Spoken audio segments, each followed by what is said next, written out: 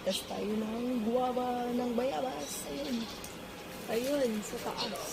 Ayun. Super lucky. Ayan, bago tayo maunahan ng ibon. Wala, di marunong. Ganon? Turn around. Yes. Biglayin mo. Ay, lapit kita. Ay, hindi nalapit. Aray ko.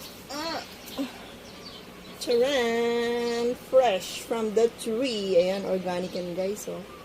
Organic without fertilizer. Yan. Tama, 30 po. Yan. Tama. Kasi natin guys. Fresh from the, ano yan, tree.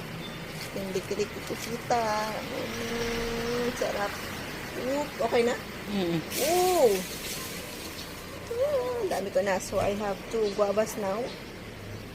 Ayan, organic.